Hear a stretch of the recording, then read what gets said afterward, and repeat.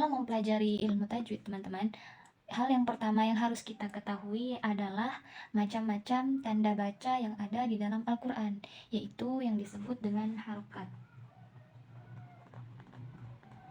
Nah, apa itu harokat? Seperti yang saya bilang tadi, harokat itu adalah tanda baca yang ada di dalam Al-Quran.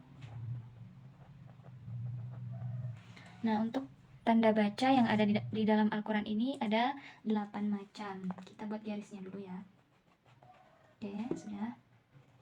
Untuk harokat yang pertama atau tanda baca yang pertama adalah fathah atau baris atas, yang kedua kasroh, yang ketiga dhamma, yang keempat fathatain. Nah, kalau tadi barisnya satu itu dinamakan harokat fathah. Kalau dia dua, tinggal ditambah kata tain atau tanwin. Jadi fathatain atau fathah tanwin itu sama saja.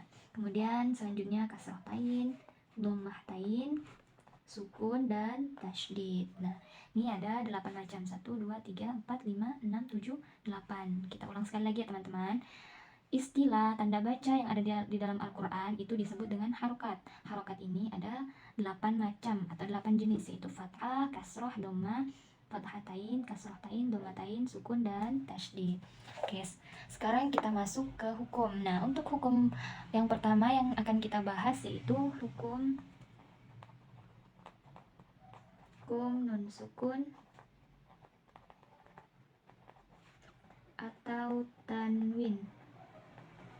Nah, mungkin teman-teman sudah tidak asing lagi dengan kata-kata nun sukun atau tanwin, atau biasanya banyak orang menyebutnya dengan nun mati, tapi kalau dalam istilah tajwidnya itu disebut dengan nun sukun. Nah, ini tadi ya, dalam artian huruf nun kemudian berharokat sukun nih, sukun tadi, dan tanwin.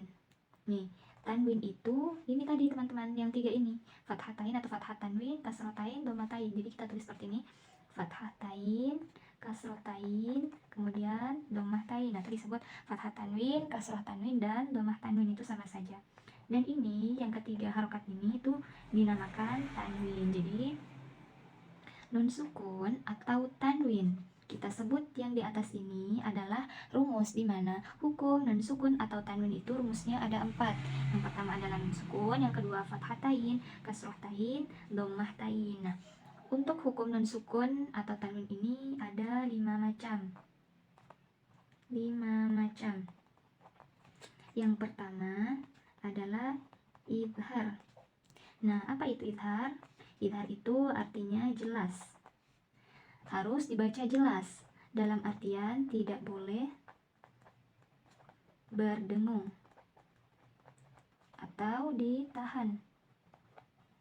Nah, untuk huruf idhar itu ada 6 macam.